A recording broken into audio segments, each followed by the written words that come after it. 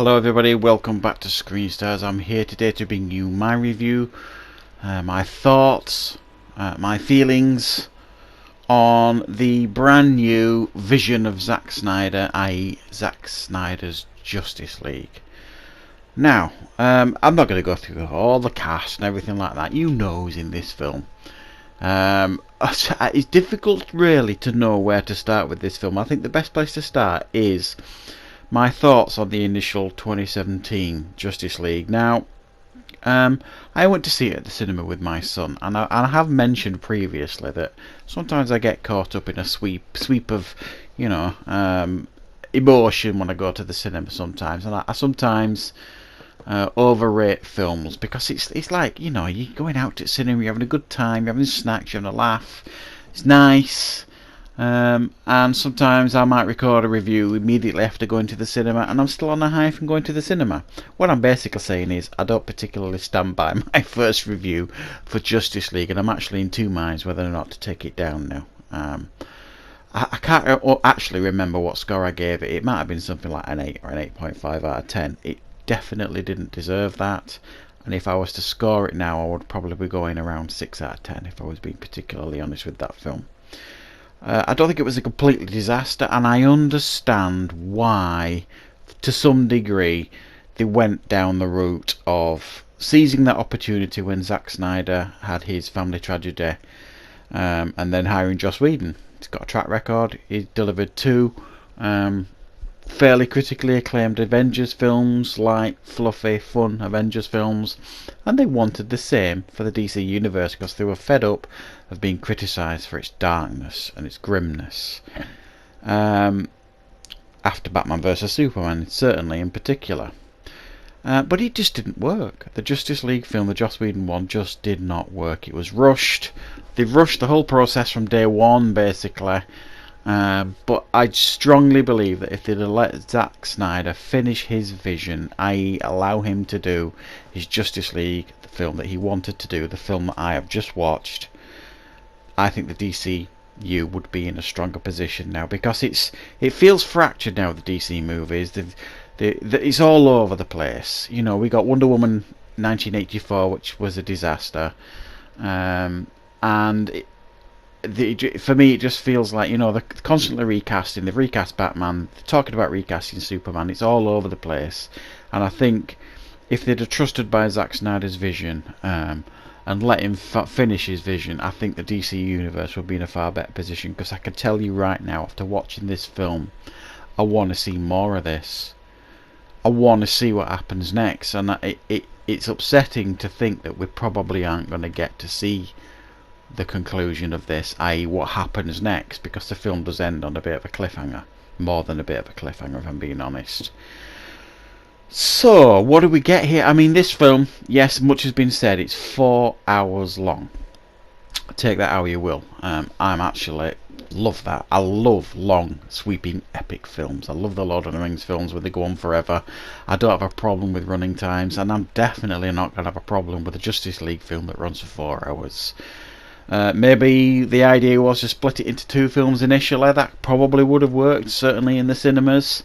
But we've got this in one sitting here, which I'm very, very happy with. If it's too long for you, then it's too long for you. I guess you could always, have natural breaks, I suppose.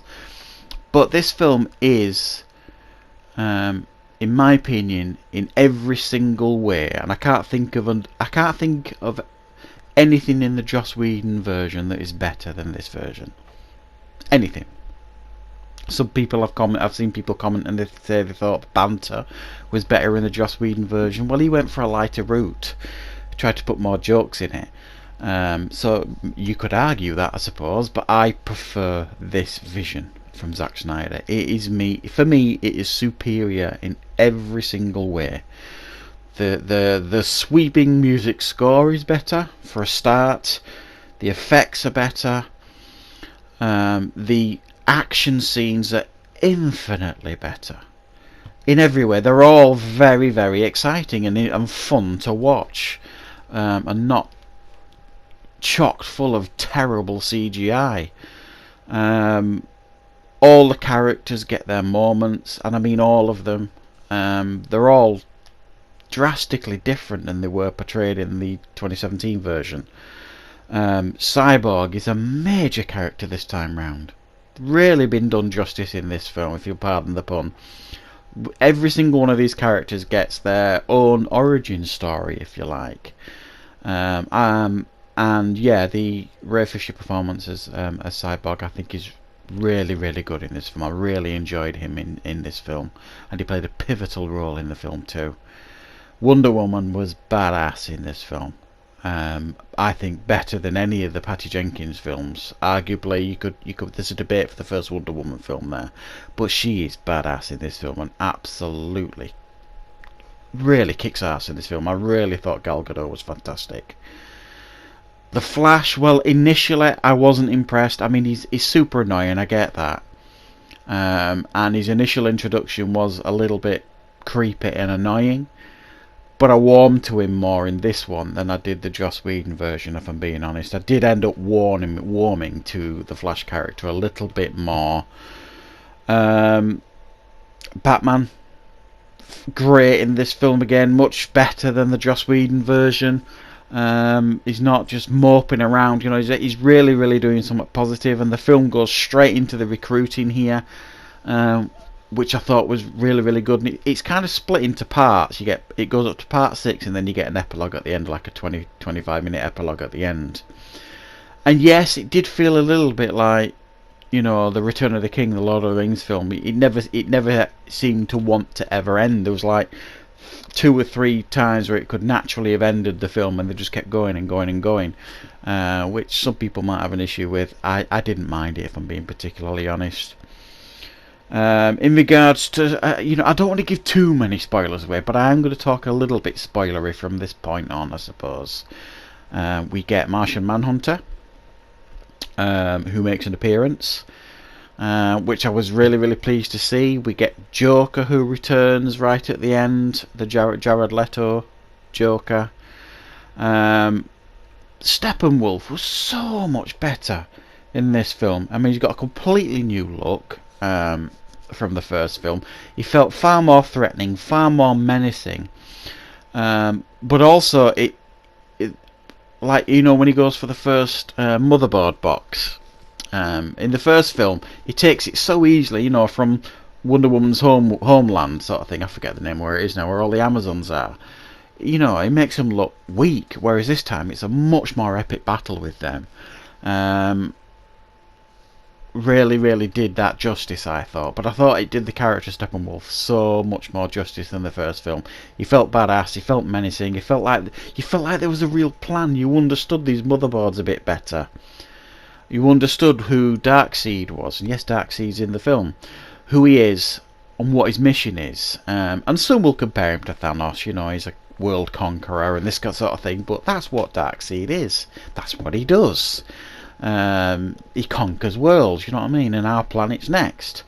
So yeah, it just made more sense to me, this film. Everything made sense. The pieces of the puzzles were slid together beautifully. Even the debate on whether to revive Superman this time round made more sense.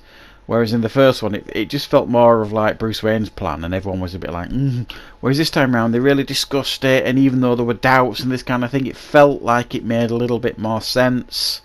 They handled the return of Clark / Superman much, much better this time round. Yeah, I can't praise it highly enough, this film. I just loved it. It felt epic, it felt sweeping.